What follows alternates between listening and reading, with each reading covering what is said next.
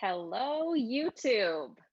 Thanks for joining us for another PredRev Live. We're so happy to be back here with you.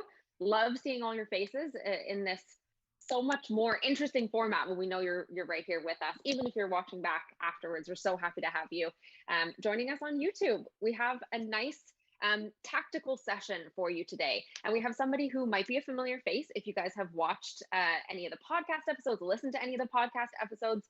We have David Priemer. David, will you tell us just a little quick thing about yourself? A little intro? Yeah, well, I used to be the starting left defense for the Toronto Maple Leafs. No, I'm not. Did none of that. Wouldn't that be nice? No. My name is David Priemer. I'm the founder and chief sales scientist here at Cerebral Selling. The quick on me, I was a research scientist 20 years ago, got into sales by accident at the turn of the dot-com boom, fell in love with sales, but realized that, people love to buy stuff, but they hate talking to salespeople. And so how can we help the modern sales rep better connect with customers and change the system from the inside? So that's my mission now with Cerebral Selling.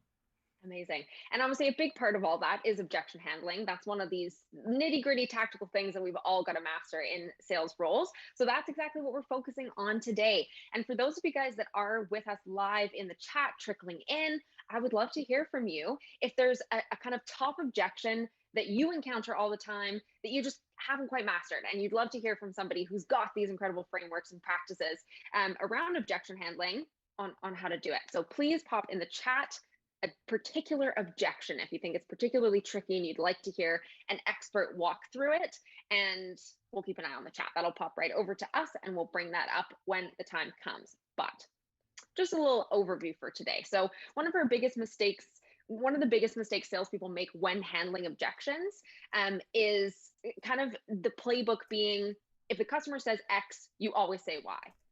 And the truth is, handling objections is a whole lot more nuanced than that. And kind of these snappy one phrase responses are not necessarily going to help you get to the root of the objection, figure out why the customer is objecting in that way, and therefore craft an actual appropriate response. So we're going to dive into that with David today. We're going to start off with a framework on how to deal with objection handling kind of as a whole, and then dive into those tactics for some of the common objections and your objections if you have any that you'd like us to work through. So David, tell us about the framework. Yeah, well, in my book and in my practice, I call this the cerebral objection handling framework. And the idea is exactly what you said. Oftentimes, especially, as marketing people, when we're trying to support the sales team, we create these objection handling playbooks, and we think of them as like a 2-column exercise, right? So column A is customer says this, and then column B is, we say this in response, and the objection magically goes away. And that's obviously, not the case. Objections are just conversations, just like anything else, like a discovery or messaging pitch. It's a conversation. It should feel natural, and it shouldn't be this like A and B. But the way I kind of have it is, in terms of this framework, is 4 simple steps. And the first step is just really to listen, and what I call listen and qualify. Meaning, I really need to understand the sum total of what this objection is all about, so I don't launch into what the folks at Gong might call the objection handling monologue, which is like, oh, it's too expensive? Let me tell you like why it's like so valuable, right? And just kind of launch into it. So first I need to understand, like, is this about price? Is it a fear-based objection? Like, what is this really about? And it's funny, like the example I often use when I'm training sales teams is I say, like, let's say I ask you out on a date, okay? And you don't want to go. What do you say? Like I say, hey, Sarah, hey, why do you want to go out Saturday night? And you don't want to go, okay? What do you say to me? When I say I don't want to go on a date, like no, Yeah, like no if I were thanks. to ask you on a date and you don't want to go with me, what would you say? I'm busy on Oh, you're Saturday. busy. Oh my gosh. It's too bad. So now you say you're busy, but the reality is you don't want to go on a date with me. But you're saying you're busy to spare my feelings, Mhm. right? And so if I just responded with a tactical objection handle around, oh, okay, well, like, when aren't you busy, right? Like, you would again try to spare my feelings, and if we would just be going around in circles. Mhm. So I really need to figure out, like, what is your intent, what I refer to as like the intent behind the objection. Meaning, are you trying to derail me? Is this a logical tactical thing, or somewhere in the middle, right? And we do that by just asking questions and listening. So that's kind of step 1 is like, just open your mind. Step 2 is what I refer to as acknowledging and softening. So oftentimes we think about objection handling, it's very adversarial. Like, you're coming at me with like, I don't want to do this. It's too expensive. It's never going to work. I don't want to speak to a reference. It's very like me versus you. And so the idea here is like, how can I disarm you? And there's a lot of science to this. This idea that when I launch an objection, the objection sits in the part of the brain that's associated kind of, with aggression. And so if I can move that thought, move that feeling to the part of the brain it's associated with logic and reason, it's going to de-escalate the situation. And the example I give, and this is not in my book because it's my book is slightly pre-pandemic, but if you're watching this, you probably have experience, especially during the pandemic, politicians in your jurisdiction, wherever you are, defending the positions that they took for like lockdowns and health measures and so on. And I know here, so I'm based in Toronto, here in Canada, and the premier of our province, basically our governor, is a fellow by the name of Doug Ford, and he's a master at doing this next step, which is this acknowledging and softening, basically telling the customer that your objection is valid and it's okay, and you're not wrong to think what you think. And to give you an example, because I talk about this, there's an article on my site called 3 Objection Handling Lessons from Pandemic Politics, and this is kind of where I take the story. And so he gets these objections of like, how do you justify? So like during the pandemic, they shut down all these like small mom and pop stores, and they let like the Walmarts and Costco's and stuff stay open. So he gets these hard questions from, the reporters, like, how do you justify closing down all of these small businesses, and, they put all their resources and you shut them down and you let these big box stores stay open? So you'd think, okay, that's an objection. Is he going to come at this with like a hard and fast kind of thing? No, what does he say? He's like, oh my gosh, my heart goes out to all these mom and pop shops. My God, they put all of their effort and life savings. Some of them have had their businesses in the family for generations. And the pandemic has come along, and oh my gosh, it's so unfair to them. It's so unfair to so many people. And then he handles the objection, right? So by agreeing with you, hey, look, I understand. I understand. Software costs money. I wish I could make it free. I can't, but I want to help you. And so I start by acknowledging and softening. So that's kind of, first we listen, we acknowledge and soften, and then what we do is we clarify, which is we start asking questions. So, for example, and this is, again, good data backed up, good practice backed up by data by the folks, for example, at Gong, that talk about how, when we get an objection, most of the time, like average performing reps, about a third of the time, jump in with the response. Mm-hmm. Top performers, more than half the time, will respond with a question, right? So just get in the habit of responding with questions. And it could just be a clarification. Hey, so Sarah, when you mentioned it's too expensive, like, I'm just out of curiosity, like, what do you mean by too expensive? And actually, I like to combine some of my discovery tactics that I teach with objection handling. So for example, when I ask you, when you say too expensive, Sarah, what do you mean? And then I'll say, the reason I ask is because sometimes when people say it's too expensive, it could mean that it's not in the budget, the timing's not right, it's not a priority. Like I want to get a sense for what when you say it's too expensive, what do you mean by that? So I ask questions and I listen, right? And then I pick the best response based on what you tell me. So if you say, oh, it's too expensive, then I might go into a certain, response about, oh, budget, and hey, we can help you create budget. And then I listen again to see what you say. So, to go back, let's, if we put this all together, if I were to ask you, what are you doing Saturday night? And you're like, oh, I'm sorry, I'm busy. And then I say, oh, I get that. Well, what about next Saturday night? So you see, now I'm asking you another question. And I'm kind of testing you a little bit to see what you say. And if you say, oh, I'm busy then too, right? Then I have a choice. Now I'm getting a clearer picture. Either Sarah is super popular, right? Or she doesn't want to go out with me. In which case I would say something like, hey, look, it's okay. Like, if do you want to find a date that we can go? Because if you don't want to go out, that's okay too. Like, I'm giving you the out here, right?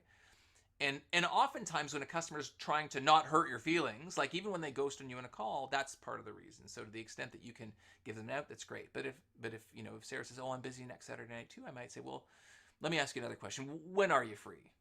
Right? And this is a tactic I teach in my practice I call turn the future into the past, which is like, okay, let's fast forward to a time where this objection is overcome. Tell me more about that. So that's really the 4-step process. It's the listen and qualify, acknowledge and soften, clarify by asking questions, respond, and then do it all again if you need to. And even though it's 4 steps, it actually can work very quickly. Mm-hmm. Absolutely. So yeah, it's really about not doing that kind of knee-jerk response like we talked about at the beginning, where you've got pricing objection, justify pricing, and those two things match, because in reality, like you're saying, so many objections that we get, especially on cold calls, are smokescreen objections. It's not the objection. They're not objecting with the thing that they really feel. They're objecting with the thing that will make the conversation end because they don't want to be having it anymore. And yeah, that can be a whole bunch of different things. And often like, oh, no money for new tools or anything like that is a really common one that software SDRs are going to be getting on a cold call. It's a thing that the AEs are going to be handling throughout that sales process. Reminder to the chat right now, if you guys haven't already thought about it and you would like a specific objection helped to be handled with David, then please put that in the chat and we'll make sure that we do that. But David, okay, let's walk through some of the kind of top most common objections. You've kind of talked through the first half of how you would go through your 4-step process with pricing. And then you mentioned that kind of depending on what their actual answer is, once you've gotten to the true objection at the end, then you might choose the path forward for your final handle. So can you walk me through some of what those paths might be and how you'd handle each of those things? Sure. So like the way I kind of think of it is oftentimes there's certainly different tactics, but then there's certainly different categories of objections. So category of objection might be an individual or team member who is rooted in a certain way of doing something. They're like, no, we don't do that. Like you don't have the reports that we usually run. We don't usually do this stuff online or optimize the way you do it. We do it this other way, right? And those can present in lots of different fashions. It could be a fear-based objection, could be a tactical objection. And one of the things I talk about is this tactic I refer to as like historical perspective, meaning if your perspective on doing what you do today is rooted in kind of like an old school way or historical way of doing things. For example, my third startup, we were a feedback, coaching, and recognition platform that would replace the annual performance review that a lot of companies did. But every now and then we would get an old school, let's say HR buyer who would say, no, Sarah, like the performance reviews are good. The reason they're not working for you is because you're doing them wrong. And if you did them right, it would be good. So we're looking for a better performance review solution. So again, this is a good, just kind of thing for all of you, is that sometimes when you hear an objection, it may not sound like an objection, right? Like the fact that they're like, well, no, we usually do this or we usually do that. Like some objections you might hear may not present as objections. Like for example, the story I tell in my book is, one particular customer who, this is back at Salesforce, and it was all good and ethical and above board. It was the end of our quarter, and they were the biggest deal we were working on, but they were scheduled to close the following month.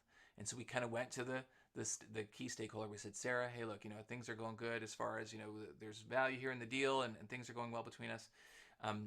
It's the end of our quarter. Do you think it's something we can get done this month? I know we had planned to kind of get it done next month, but it'd be great if, we could kind of bring it to conclusion.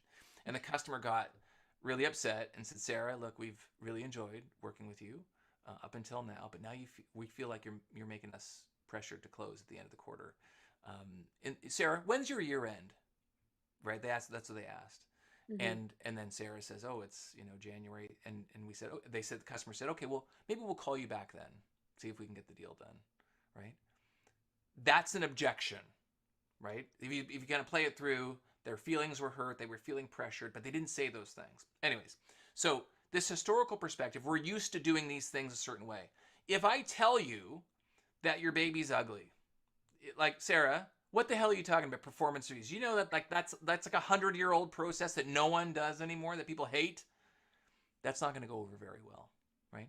So a lot of these objections that are rooted in an old way of doing things require you to kind of tell the person that the thing that they actually are doing or believed in is okay. And in fact, was the best decision for the time, right? So I might say, hey, Sarah, I totally understand where you're coming from on these performance reviews.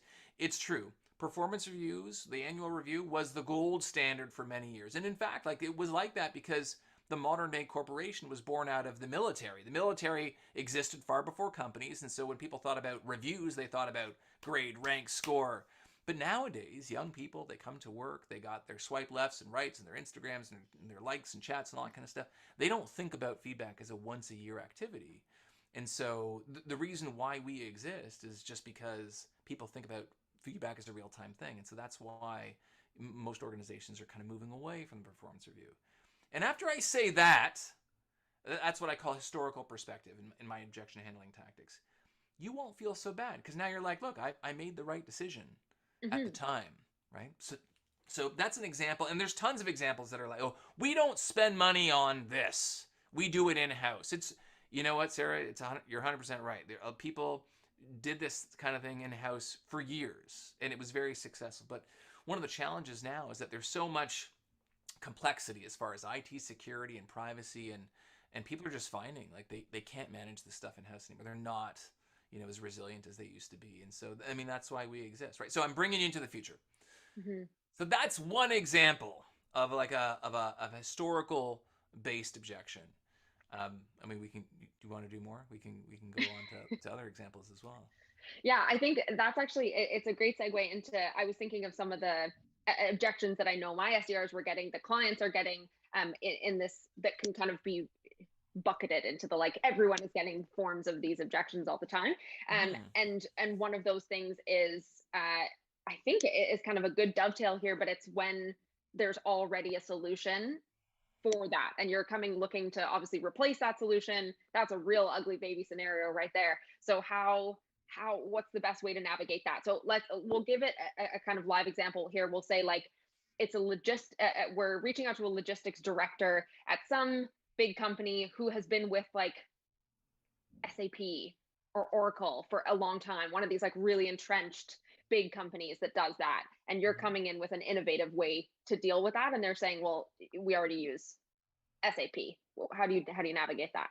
Yeah. Well, look, I think this is a good example of where, a few things. Number one, there's opportunities to do discovery during objection handling, right? So it's like, hey, look, I'm sure, when you did your SAP implementation, it's probably the right decision and it's probably going pretty well. I might ask you some questions about, well, what do you like about it? Like, what would you change if you had to change? Is there any kind of, motivation or impetus to change? One of the things I'm also a big fan of, just to kind of go back, that I say at the beginning whenever I do my objection handling training, not every objection is meant to be overcome, nor should it Mm. be.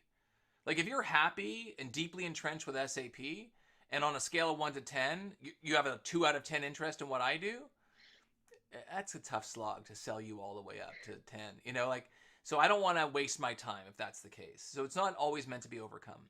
With your question about the SAP, there's actually kind of two kind of schools of thought. One is, I know you're wrong. Okay, like, I know as the seller that you can't possibly be doing well with this 100-year-old system in place. It was probably fine at the time. If I tell you that that's the case, then you're going to get defensive. So I want to lead you towards that answer. The other flavor is, maybe I've already given this objection is happening at the end of our conversation after I've already given you all my best stuff. Like, I've Mm. showcased the fact that we are better, and you're still saying, hey, David, I think we should stick with this thing. So there's kind of two. I'm going to break those apart. There's two tactics. One tactic I talk about, which I call consider the alternative. So if I tell you that you're wrong for hanging on to this SAP thing and it's not going to get you where you want to go, you're not. It's not going to be met with very much favor.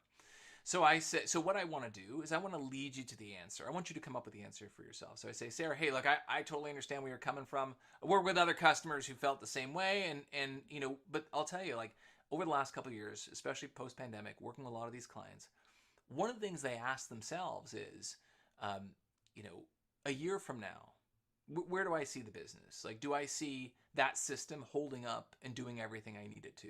Will it be just as easy to scale? Will support be just as easy or just as hard? Now, I'm out of character. Sarah, I'm asking you these questions because I secretly know the answer you'll come to, if you're reasonable, is that what you're doing today doesn't make any sense. Right.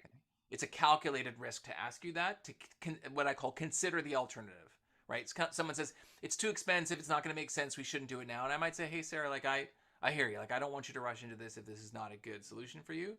The thing I would think about if I was you, because a lot of my clients do the same thing, is they think about, would it be easy to scale? Would this problem go away? Would it get better? Yada, yada, yada. And I want you to come to that conclusion yourself. So that's one way that I could kind of handle the objection without, like, brute force, right? Let you come to that conclusion. The second way, though, is maybe I've already outlined all these really good cases, and now I'm trying to figure out if I should just cut you loose. Like Hmm. you're just not getting it, and maybe I need to go to someone else, or maybe you're just not in the right mindset. There's a tactic I call validating the fit, which is basically just saying, hey, look, this is not for everyone. And if it's not for you, that's okay too.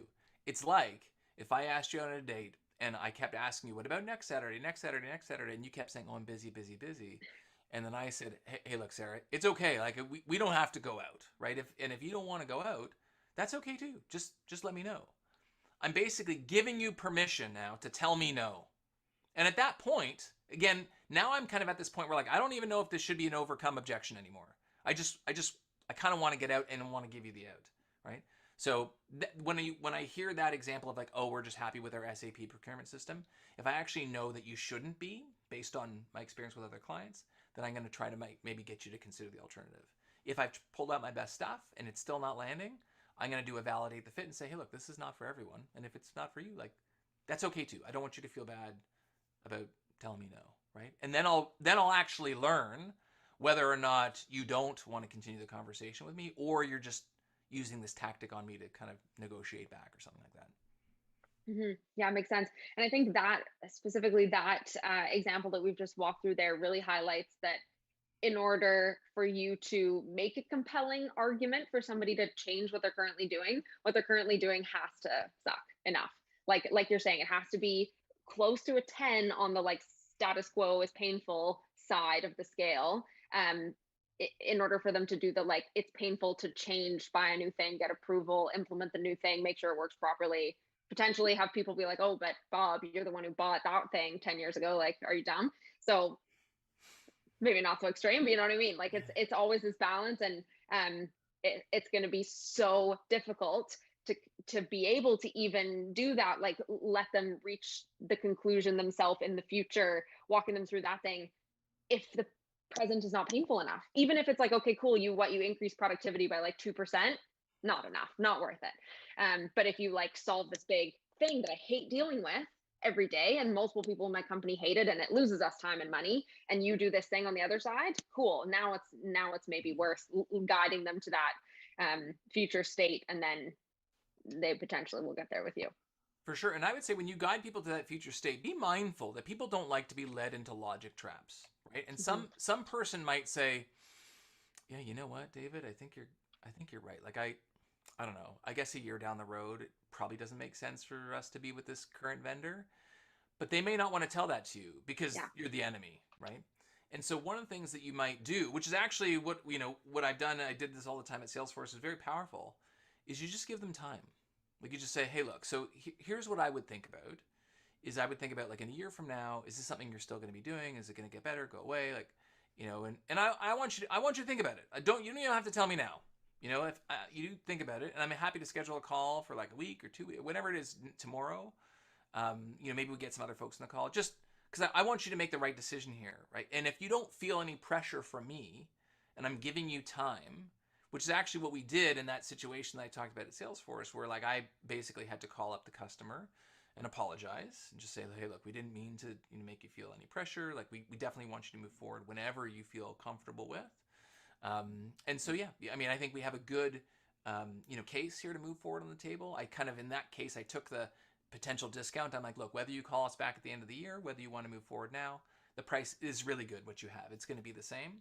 But the most important thing, Sarah, is that you feel comfortable. So take as much time as you need, and let us know like what you think. And in the end, they ended up calling us back like within an hour or two and said, okay, we'll sign today. So it had kind of a happy ending. But Yeah. sometimes when you're kind of delivering a little bit of that message in tough love, it's okay to like give the customer time to consider so they don't feel that pressure, especially when you're trying to get them to change their mind on something. Hmm. I think that's also a big shift in mindset in terms of sales philosophy, sales methodologies right now, because traditional sales methodologies were not teaching you that. They were like, get the deal over the line now, however you can, and you're gonna, whether it's by strong arming or logic trapping or whatever that is, you're gonna do it. But now we're realizing as the buyer is more educated, the buyer wants to guide themselves through a large portion of the journey. We can't treat it that way. So I think that even in itself could be a whole other topic, but it's a wonderful tip. Like just give it time. You do not have to push it. don't push it, in fact, because people don't like to be pushed anymore. They probably never did, Absolutely. but they let themselves get pushed and now they don't. It's true. Like so much of if we call it historical sales training or sales logic was just cut down the angles. Like cut down all the excuses that a person would have to buy this Mhm. thing. And if you do that, then all that will be left over is the decision to move forward with you. But we've probably all experienced this where we're working with a sales rep, and it doesn't have to be in high tech, like we're going to buy a car or a suit or somewhere, and we just Mhm. feel the rep is coming on strong, and we just want to get out of there. Like even if we end up coming back later on, Yeah. it's we don't like having our angles cut down, and human beings are also very perceptive when that kind of thing is happening, and we'll just lash out. We will lash out when we feel our freedom to choose is being restricted. That's a scientific fact as well.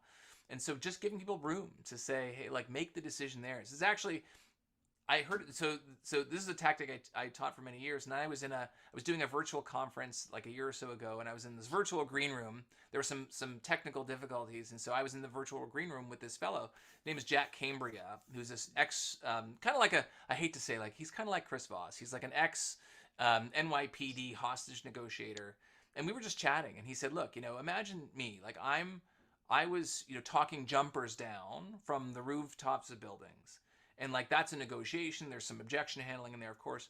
And he's like, Mhm. look, I'm down here, they're up there. I can't control their feet. Only they can decide whether or not they're going to get down or not. I have to make it their decision Mhm. to do that. And I love the way Chris Voss talks about it in his book. He says, negotiation is the art of letting someone else have your way. So like I have to make it your idea Yeah. to go with my idea. And to do that, there's certainly finesse in the right words, but also I need you to come to that conclusion on your own, and give you some time. Yeah. And guide them and sort of point them in the direction, but they can take that path if they want to or not. And that's Yeah. a huge part of it in sales. Yeah. Amazing. Well, we've only just got a couple of minutes left here. I think everyone was so enthralled with our examples that they didn't even have any examples of their own. If people want to learn more from you, if they want to read your book, if they want to see your stuff, where can they do that? Yeah, so my book is called Sell the Way You Buy, and you can get it on Amazon and Audible and wherever you buy books. And my website, which I've been accused of giving away too much stuff for free on, is called Cerebral Selling. So just go to cerebralselling.com. I have a YouTube channel by the same title as well, and you can find all sorts of free resources, objection handling resources there as well. Perfect. Well, too many free resources is a great thing for all of you guys. Let's hop on that before something happens. Yeah. Um, David, it was such a pleasure having you back in the predictable revenue content world. Yeah, so many tactical things to take away here, to go and apply the framework, the 4-step framework to walk through, and then even the little bit of a path for what happens at the end of that when you've actually landed on that true objection, or the root of that objection. So yeah, what a pleasure. Thank you so much. Thank you for having me back, Sarah. Yeah, all the best, and have a great day, everyone. Thanks for tuning in. Yeah. Thanks everyone for joining us.